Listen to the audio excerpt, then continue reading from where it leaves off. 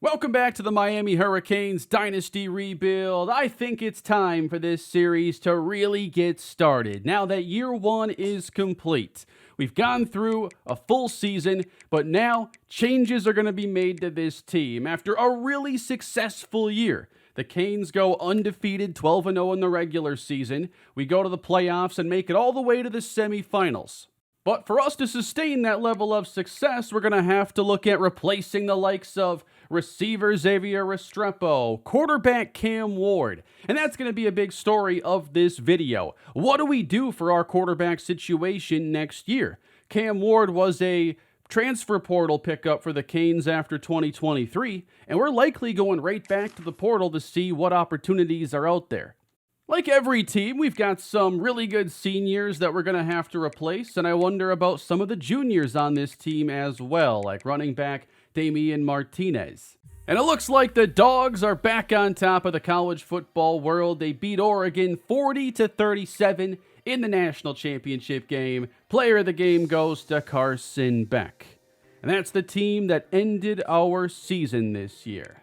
So this is going to be my first real off-season in this game, and I think there's some pressure to make sure it goes well to try to keep this team competitive on the national level. But let's go to our players leaving, and we start off, and as expected, Damian Martinez does want to go pro. We have a high chance of persuasion, though. Emory Williams wants to transfer, and so does DeMarco Hodges, a wideout. But we are going to be losing a couple 90-plus overall players. Looks like 3 guys set to potentially be drafted if we can't bring back Martinez. Then we lose Andres Borregales. That's going to be a big loss. He was basically an automatic kicker.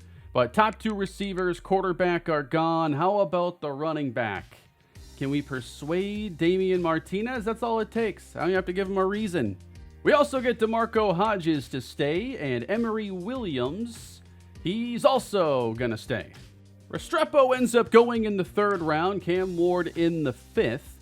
So a couple of our coaching tree milestones do require to get some players drafted, especially to unlock the higher tier abilities. We'll look to spend those points here soon once we know the direction we're trying to go.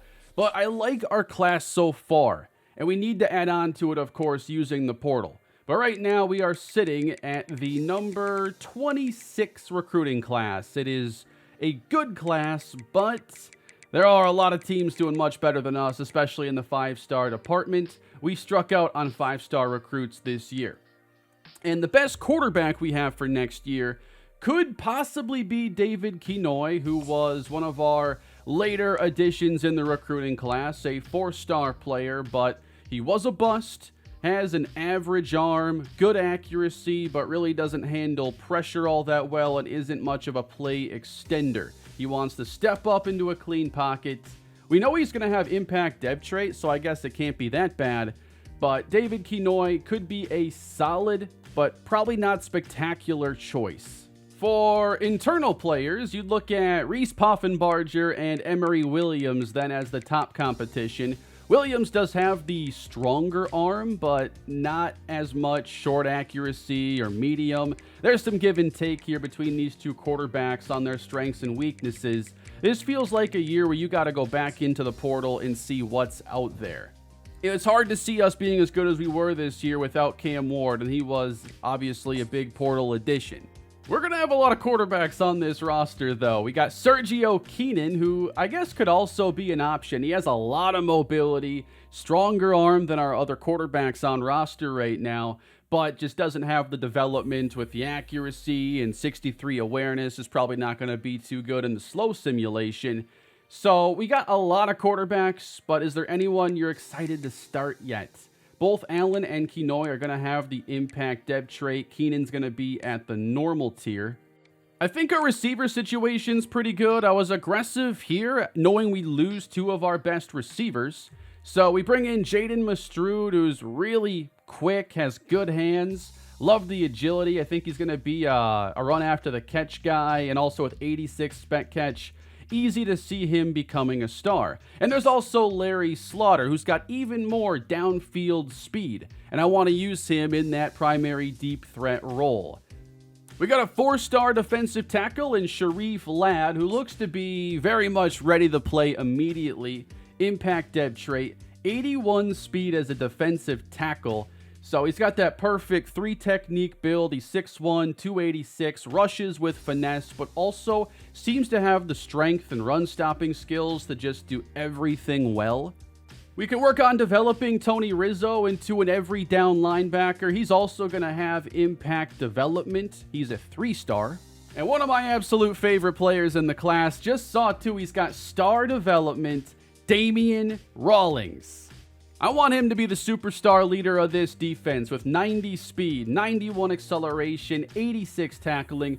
The coverage looks solid enough on day one as well. Really excited about Rawlings. And then at cornerback, this was already one of the weaker positions on the team. So we come out of this class so far with 2 4-stars and a 3. And I do think we have a chance to play some of these guys really early. Matt Bouchard's a man-to-man corner with athleticism. And Oscar Virgin is also a man-to-man corner. Kind of tells you the direction we're probably going with this defense then. Oh, how about this? We got 2 safeties. Sergio Quitoriano, star development, really rangy. Little bit raw with the coverage skill, as a lot of hybrid safeties are. But Deontay Witherspoon, elite dev trait. That's the first one I think I've gotten in this game. Doesn't have quite as much speed, but he has enough. And with elite dev, the ceiling's very high. And thankfully, our kickers also got impact dev. We got Willie Shembo, who's going to basically walk into the starting kicker job with 93 kick power, but only 75 accuracy to open. We're bringing in 18 players so far, but let's take a look at what's out there on the transfer portal. And we want to know the quarterbacks right away. And we got a 4-star option at the very top. We got Nicholas Vadiato. So I've been hearing that there have been a lot of star quarterbacks in the transfer portal in this game, but we are not starting out with that easy, Cam Ward prospect. Now, I am familiar with Tucker Gleason after playing against him in my Buffalo Dynasty on the main channel. Guy dropped 60 points on my defense, so I have a little interest there. But is there anyone here that really looks to be a better option than who we already have? For one, we'd have to spend effort on scouting these guys, and Vadiato, I don't know much about him. Mid-Tennessee State quarterback. Let's scout him anyway. We're going to get very good accuracy, very good awareness. I don't think targeting him would be a bad option. I think it really comes down to his skills against Kinoy. Now, he's obviously got the advantage. He is a junior, and he's got more experience. But similarly, 71 throw under pressure, the same as Kinoy. He is a little bit more of a rushing threat and is more accurate. It feels like he's got the ratings that Kinoy could have potentially as a sophomore or junior. Now, I'm not as familiar with how quickly players develop in this game. I haven't done a bunch of dynasties beforehand or watched a bunch of other dynasty content. So I'm learning as I go. I'm probably behind the curve right now compared to most. So that's definitely one option we can look at. What else is out there on the transfer portal this year? We've got a 4-star corner. We're bringing in a couple of them already. But we could definitely still have room for someone to step into a role. We got a couple options we could scout. And then after losing out on a couple receivers, Mario Williams here with all these abilities. Although Bama's interested, that might be a route we could go. I love that when players enter the portal here, they're not on this roster page, so you can't just go check out ratings that way. Yeah, I think if we're going to try to stay, as competitive as we are, we've got to go after a big-time receiver. We just had one in Restrepo. Don't really want to see what it's like without that talent. And then defensive tackle was another big concern. Our top 4 were all seniors. And we know Cook and Barrow made a lot of plays last year. The best D tackles in the portal, we got Jordan Phillips from Miami, Jamari Lyons from Florida, a bunch of 3-star options, and a bunch of teams already got head starts we'd have to overcome. Recruiting board is too full, though. We're going to have to shrink this a little bit. So I think we really got to see who should we focus on. Jordan Phillips doesn't have as many teams as aggressively interested right off the bat, so that's kind of lucky for us. He's a run stopper, 96 tackling, 84 block shed. All right, I think he could play the run pretty well. Definitely offering him a scholarship. Yep, 86 power moves. I'm not sure I need to see anything more on Jamari Lyons, but Bama, UNC, Clemson got a bit more of a head start. For Nick Campbell, it's Clemson and UNC primarily, and he's a run stopper. So you'd kind of like to have maybe one run stopper, one pass rusher. And then I imagine these corners would step in and start no problem. Dante Balfour for sure has the blanket coverage and jammer abilities. Hezekiah Masses also has that man coverage at 79, so not quite as high. And then wide receiver Mario Williams, 88 deep route running, very fast with high acceleration. Let's target him. So it really comes down to, are we going to target Vadiato? And I think we will. I don't know that we want to go with a true freshman quarterback next season. I think Kinoy could develop into a pretty good player. But I feel like this team has to do what it did when it brought in Cam Ward and try to bring in just the best quarterback possible if you want to compete with those best teams. So we're going to offer a scholarship then to Vadiato, and he'll be one of the 5 portal players that we're targeting. So it's just like in season where you're recruiting these players and learning what's important to them. So I kind of want some info before we schedule the visits. But let's send the house. I think points are going to... we're probably going to have more points than we can even spend in most cases. Now, we do have the benefit of being able to go to 75 points on the D tackles because Boogie Turner has that as one of his recruiting skills. If we spend the 15, we can do the same thing here at wide receiver, and I think we're going to want to do that. Now we're spending the 10 points to increase our impact on recruiting quarterbacks and see if we can land another good portal option. So it's not like an NCAA 14 where you have like 15,000 points and you can put 10 of them into one single player. Now, those are the portal guys that we're targeting, but there were still just traditional prospects that we've been trying to get as well. And this one is neck and neck with Nebraska. We still have plenty of hours to max out our focus on these players, and we can schedule visits as well. So we will do so with Johnny Boone, and we'll take him to the trophy case. And I guess you're able to do the hard and soft sell in the same week. So we will combine those two. Oh, it doesn't let you do the same exact pitch, though. Okay. Well, we can get 2 out of 3 on this one.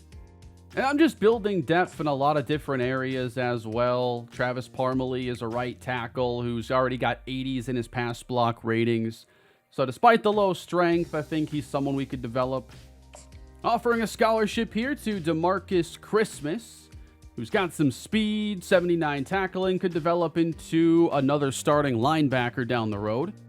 All right, we have more hours than we really even need here, especially with what we're trying to do, getting these transfer portal players. So let's get on to the next stage.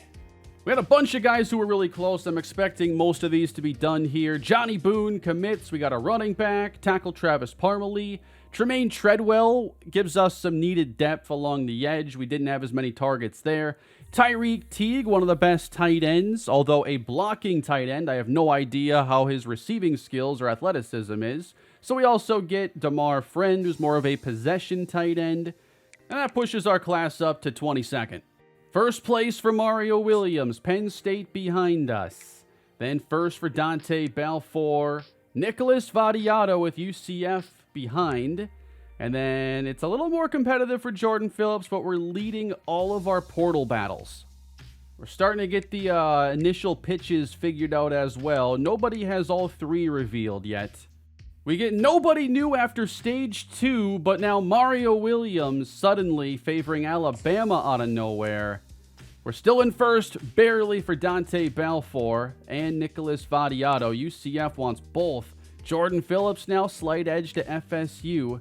Jamari Lyons looks like we're alone with this battle. So we're doing as much as we can now for these players. It says I already have 65. I should have room for that. And then we're going to schedule Mario Williams' visit. Thankfully, we have one of his focuses here as an A+. We can't do both hard and soft sell for him, though. We don't have as much into our cornerback recruiting right now. We can definitely pitch him, though, on playing time. Week 5, I thought there was only 4 weeks of the offseason here.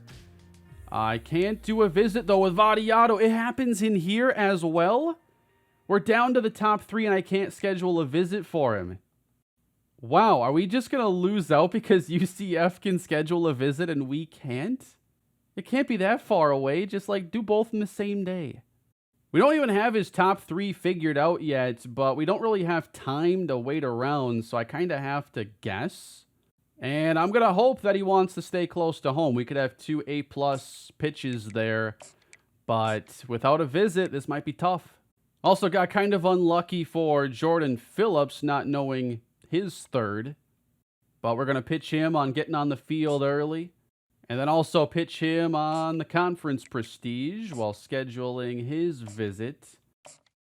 And we're going into stage 4 of the offseason recruiting now. Mario Williams is going to be transferring. That's a huge boost to our receiver core. We also get cornerback Dante Balfour, 2 guys that can step into immediate big roles. Nicholas Vadiato, wow! I thought we were for sure going to be losing that one. We also get Jordan Phillips and Jamari Lyons. So all 5 of our portal targets commit in addition to more of our traditional prospects. Our recruiting class is now up to 16. 30 players are in it now, so going to have to make some cuts for sure. I am really surprised that we were able to land Vadiato, but the visit wasn't until week 5. So at least we had that going for us. We were able to finish it out before a potential visit. And we're not done adding to our class, so we're up to 32 players now. So it's National Signing Day. Let's check this out. Looks like it's just our board and all the decisions that were made, but I already removed everybody that wasn't in our class.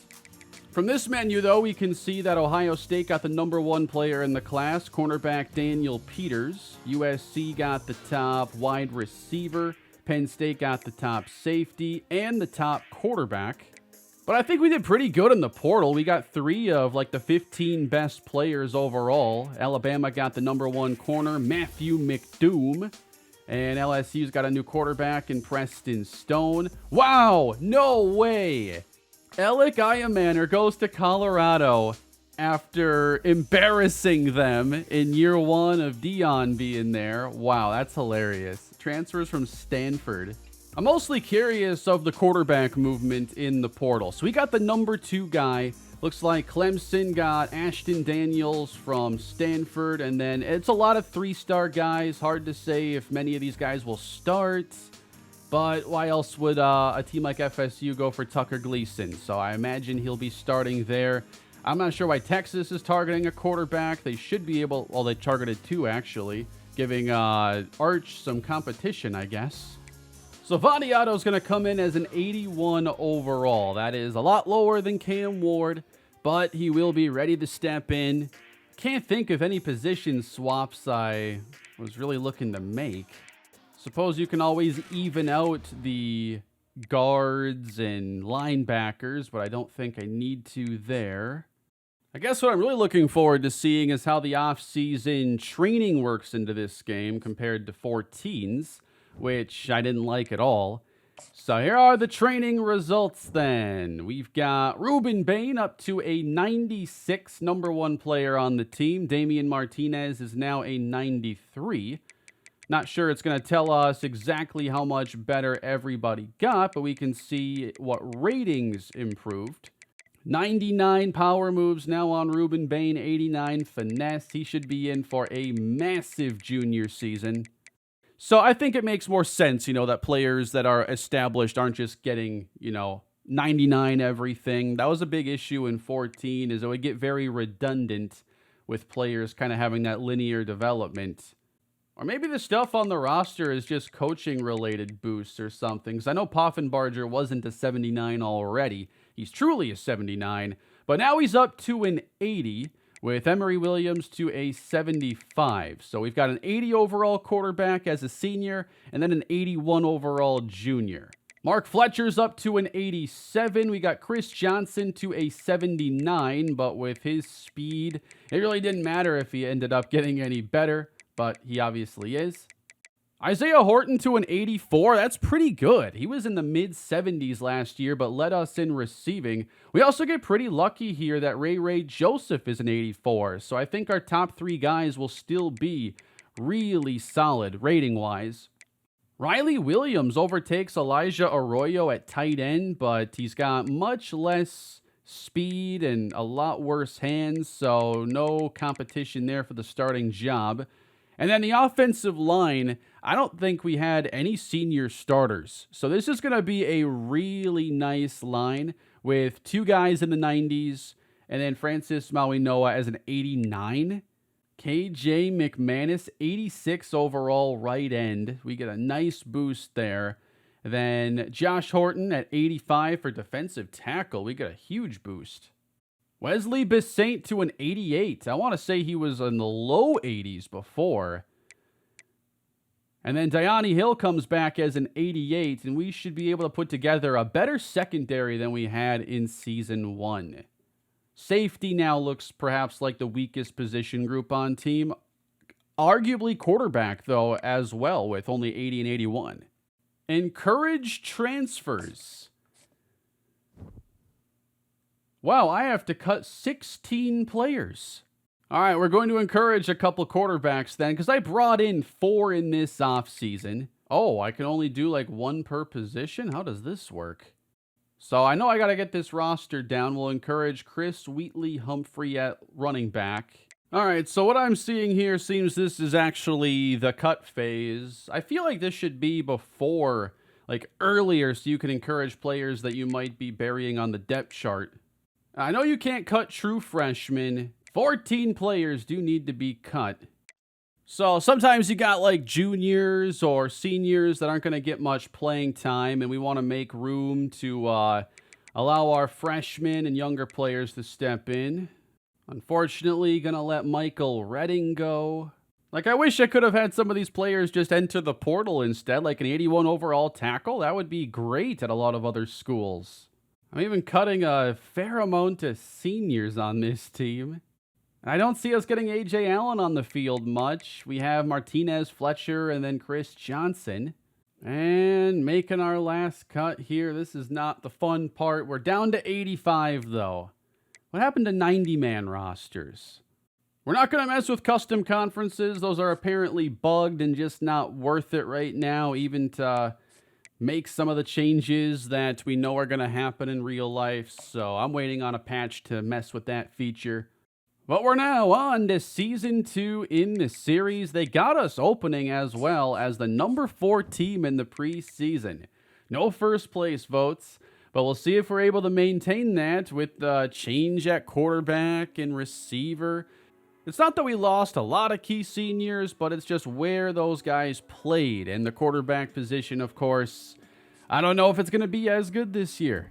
We're redshirting all 3 of the quarterbacks I brought in, and Nicholas Vadiato is going to step into the starting job. I could see us working in Slaughter as the 4th receiver this year. He has that 97 speed, and just no one else has that on this team. So we might have to get a look at him kind of in the same role that we had guys like Michael Redding last year. And then I was really curious about Tyreek Teague. Like, the blocking tight ends in this game are a bit of a mystery because they're not giving you any information on their athleticism or pass-catching skill. But Teague was a 4-star player, so when nobody else wanted him, of course, I do value a blocking tight end. I don't know how often, that role is going to be used in the air raid offense. But 72 catching with 74 run blocking. Not a great route runner, obviously. But I could see him developing into a nice role player. We're still going to redshirt him, though, because I think that Riley Williams can handle that role for this year, and Arroyo is still the starter regardless. Along the offensive line, we're going to be redshirting a handful of players. I think we did a pretty good job of making sure we have a foundation for the future there. The tackles are better than our interior players right now. Sharif Ladd at defensive tackle. He's already getting the boost to 79 as a true freshman. He's far more athletic than any other defensive tackle we have. Like, everyone's got run stopper athleticism on this team. So to me, there's no sense in redshirting him. He's got impact dev. He fits an archetype that nobody else on the team does. And he's going to get on the field immediately. Similarly, I'm so intrigued with linebacker Damian Rawlings. He has range a lot of these other linebackers don't have. He has the tackling skill. Maybe he's not playing all 3 downs immediately because Cameron Pruitt does have like 92 zone coverage. And we still have Wesley Bissaint. But I think Rawlings should play as well. We did get some 4-star corners, but I don't think this is a spot where they're ready to step in immediately. Their awarenesses are all low 60s, far below the rest of the cornerback group. And their zone coverages are all pretty low. And no one's just playing like pure man coverage. Even man-heavy teams play a lot of zone. So we're not going to ask them to step into roles right off the bat. Perhaps the trickiest decision of all then is what to do with Deontay Witherspoon. His coverages are definitely a little bit lower. But safety's a spot where only one player is even in the 80s. He's a 68 overall. I think he was a 3-star, but with elite dev. Maybe we redshirt him with the intention of still getting him at least those 4 games of playing time. Like, I don't know if I want a 68 starting in the secondary right off the bat. Maybe it's a little bit different if he's not behind like a bunch of other freshmen. So like Zaquan Patterson, as a 79 overall freshman, still has a chance to be really good. He's got star dev, so that's not somebody that we should knock down the depth chart at all. But I think overall we got a really nice situation going into year 2. Questions at quarterback, but we did fortify the receiver group the best we could, bringing in Mario Williams. We also have one of the better offensive lines in the ACC. 3 high-level starters, including both tackle spots. And I'm expecting this defense to potentially be even better. Defensive tackle's a little worse. I wonder if our run defense takes a step back, but I think our secondary is better. And we should have some players with really high ceilings that take some big steps in their careers. But we'll have to see what we get out of quarterback Nicholas Vadiato, the mid-Tennessee State transfer. We'll see if he can step in for Cam Ward and pick up where the season left off a year ago. Last year, he did have 30 touchdowns and 14 picks for mid-Tennessee State. Stats are pretty solid, and he does contribute a little bit as a runner as well. What about Mario Williams? What did he do last year? Star Dev, 87 overall. Williams coming off 695 for Tulane. So can he handle the jump in competition here? I imagine. Jordan Phillips only had 1 sack last year, so we need to find pass rush elsewhere. That's part of why I want to get Sharif Ladd playing immediately. We also brought in Jamari Lyons. He just didn't play for Florida. And then Dante Balfour was pretty productive for Charlotte. He did have 3 interceptions. Looks like they also track catches allowed in the simulating, so that's kind of an interesting wrinkle. Looks like a solid number 2. I know there are limitations right now on editing players. So I don't think you can edit even numbers for players. Yeah, that's really odd. They don't let you do that. At least we can edit gear. I'll look to do that for our new players especially. And this year, our situation will only have 11 seniors. This feels like a good year to focus on just the highest ranked prospects that we can. We don't need another 30-player class at all. We could certainly build more depth along the offensive line. It's not as deep as some other positions. And I think we should still keep our options open for quarterback because there's no one on this team that looks like a future star. And that's the standard we want to be chasing.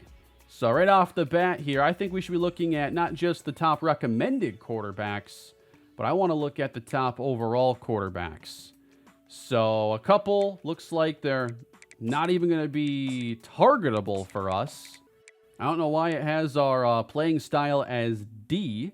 That doesn't really make any sense. So the top ranked we can go for, thankfully now we have A pro potential there. Mitch Ivy from Georgia, who no surprise, is favoring the Dogs. And then already third on our board here, Kansas quarterback Ben Garrison, who's looking at Notre Dame and the Dogs. So I think we go and target like all of these really high-ranked quarterbacks. I've literally put 15 quarterbacks on the board. I think that's what makes the most sense. Let's look for a couple gems, see who we could focus most of our attention on and narrow down the list. But, wow, we can scout these guys in 20 points now. That's awesome. Mitch Ivy, pretty good under pressure and throw on the run right away. Definitely like him. Anybody that is a bust probably gets taken off the board immediately. Well, if you have 93 speed, it might make a difference. So most of these players obviously look really good. They're 4 stars. And finally, the 15th player is a gem. Colin Kunalik from Jacksonville, Florida. 94 speed. These high-speed quarterbacks, extremely common in this game. And the only gem so far. And he already had us as the number 3 guy. We're only offering 1 scholarship here at the quarterback position. And it's going to be to him. And there's probably going to be, more players we offer to. But I want to see after stage 1 who looks like it's maybe not even worth going after. And I'm certainly going to be going after more of the 5 stars after not landing any last year. We only have room for a handful of players this season. And one thing I believe we should make a priority as well is just a really high-level skill player. Whether it's a running back or receiver. Because we're going to lose Martinez after this year. And Mario Williams was only a transfer. Probably going to be Ruben Baines last year here as well. I think there's no shot he comes back for a senior season. How much speed we got here? 92 at running back with pass catching ability. Gem at left tackle. Perfect. D'Angelo Pitts. And a gem at corner now. Marquise Gainwell with 95 speed. And really good zone coverage. We've had a lot of man cover archetypes, but that's usually not enough. Ooh, those are really high blocking ratings. Mid-80s and 91 strength. Well, it's a 5-star tackle. Second best player in the whole class. Wow, his name is Bender, but he's not a finesse rusher. Hopefully he still has some finesse ability. He's got good speed and acceleration, but 84 power moves. Oh, he's got quick jump as well. I bet he's got some bend in his game. So we're going to be offering to a bunch of these 5 stars and just see which end up being even a little realistic for us to go for. I like to keep it, under 15 players in the recruiting class this year, but come away with better players. Romeo Doman at wide receiver. So even the route runnings for 5 stars are still going to be in a lower range than I guess you would expect. That's kind of what we see in Madden as well. The best receivers there, the generational guys, typically don't have like amazing route running. But you look for things like catching and catching traffic. But even here, like nothing pops out as like a 5-star receiver trait outside of the athleticism. Definitely a lot of interest here in Randy Titus. He doesn't have the same like burst, but 90 juke right away with 80 break tackle.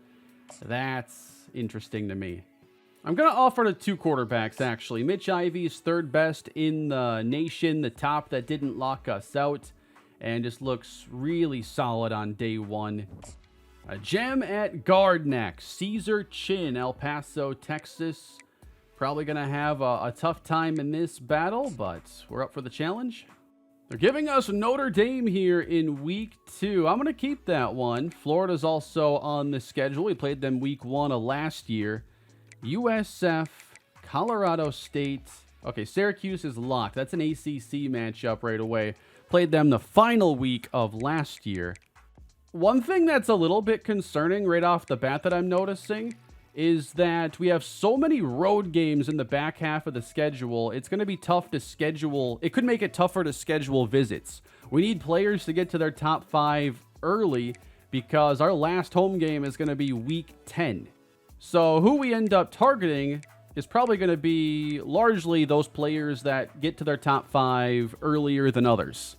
Because I don't think for the top prospects, I can compete with them getting a visit and us not, or maybe the week 11 bye, but that's kind of unfortunate scheduling.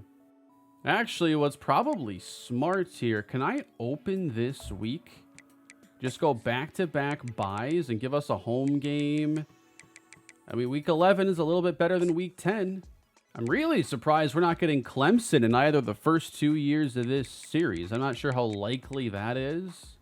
But give me UConn here at home then in week 11, just to give us a little bit later home game for visits.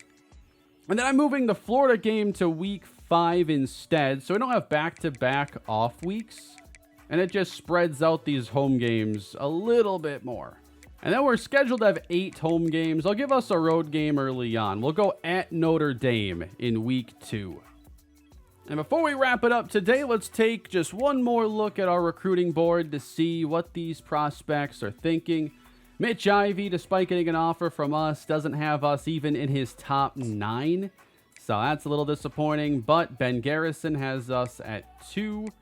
We're going to have to obviously take a bunch of these quarterbacks off the board, but I wanted to look at a really large number of them to narrow it down. And already, I think we found our top target. Not going to be easy. Florida State and Virginia Tech are there, and maybe Georgia gets into it. But Colin Kunalik is going to be at the top of our board to start the recruiting efforts here in Season 2. Scrambler from Jacksonville. Obviously, the portal was a big focus today, but the hope is that we don't need to keep going to the portal for quarterback. Because as we saw today, it would have been very easy for us to not land a new starter. And then with these 5-star players, hopefully there are a couple we can land this year. We had no 5s in year 1, and a big goal is to get our first 5-star this year. So I'll take more of a look at this when we get on to the next season, but I hope you guys enjoyed today's video. First off season in the series in the books. We got our team ready to go for Season 2, and I think we're going to keep moving at a pretty fast pace in the episodes like we did in year 1.